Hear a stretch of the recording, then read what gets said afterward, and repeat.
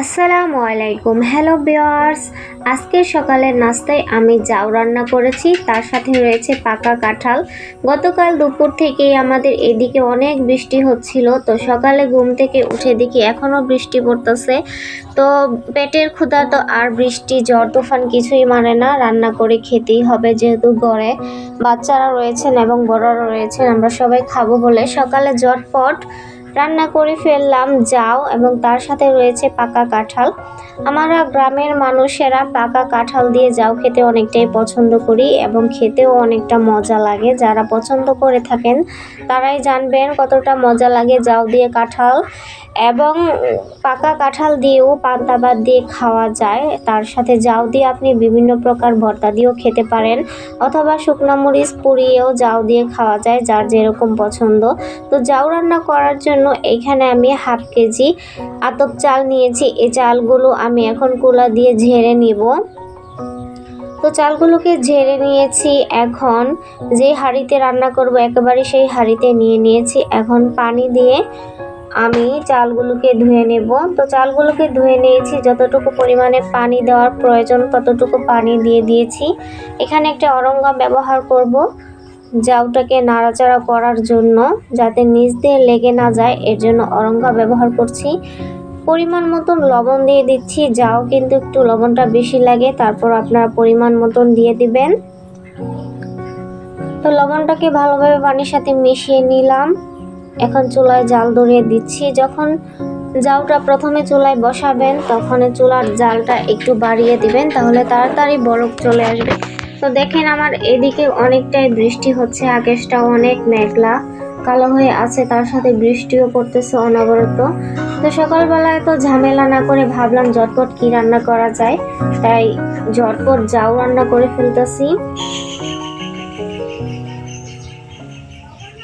তো বৃষ্টির দিনে এত ঝামেলা না করে সোজা সাপটা জাউ রান্না করে ফেলেছি, যেহেতু অনেক বৃষ্টি হচ্ছিল, বেশি ঝামেলা করিনি।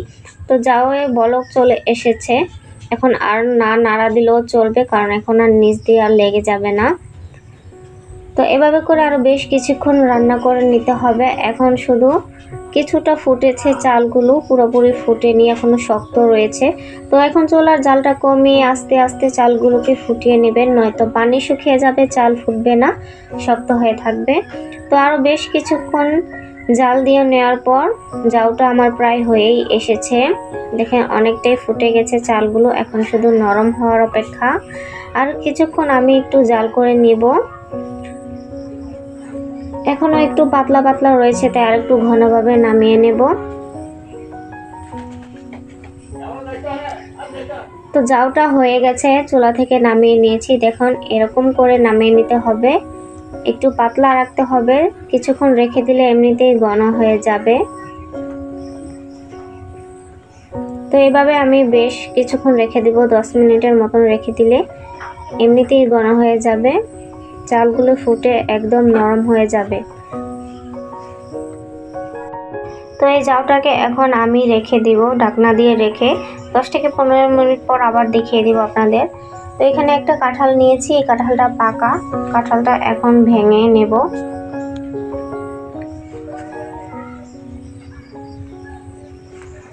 কাঁঠালটা কিন্তু অনেক বড়, আমরা সবাই মিলে খাবো কাঁঠালটা খেতেও কিন্তু খুব মজার এবং মিষ্টি। যেহেতু অনেক শক্ত ছিল তাই একটা দা দিয়ে প্রথমে কেটে নিয়েছিলাম। দেখেন কাঁঠালের কালারটা কত সুন্দর। তো জাউ দিয়ে খাওয়ার জন্য কাঁঠালের রোয়াগুলোকে উঠিয়ে নিচ্ছি।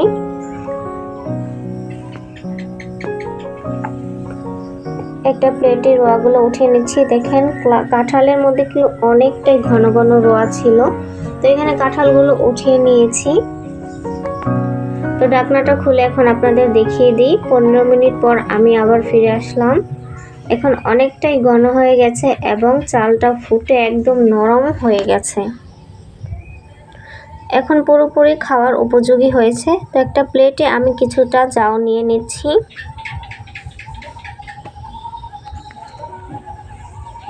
তো এভাবে করে আপনারাও ঝটপট রান্না করে ফেলতে পারেন জাউ, খুবই সহজ একটা রেসিপি। তার সাথে রয়েছে পাকা কাঁঠাল, যেহেতু এখন কাঁঠালের সিজন চলতেছে। তো এই বৃষ্টির সকালটাকে যারা উপভোগ করতে চান, ঝটপট ঝামেলাবিহীন রান্না করে ফেলতে পারেন জাউ, তার সাথে পাকা কাঁঠাল, অথবা বিভিন্ন রকমের ভর্তা দিয়েও খেতে পারেন। তো আজকের ভিডিওটা আপনাদের কাছে কেমন লেগেছে অবশ্যই কমেন্টে জানাবেন। তার সাথে যারা জাউ দিয়ে কাঁঠাল খেতে পছন্দ করেন তারাও কমেন্ট করে জানাবেন, লাইক কমেন্ট এবং শেয়ার করে দিবেন। সবাই ভালো থাকবেন, সুস্থ থাকবেন। দেখা হবে অন্য কোনো ভিডিওতে। আজকে এই পর্যন্তই। আল্লাহ হাফেজ।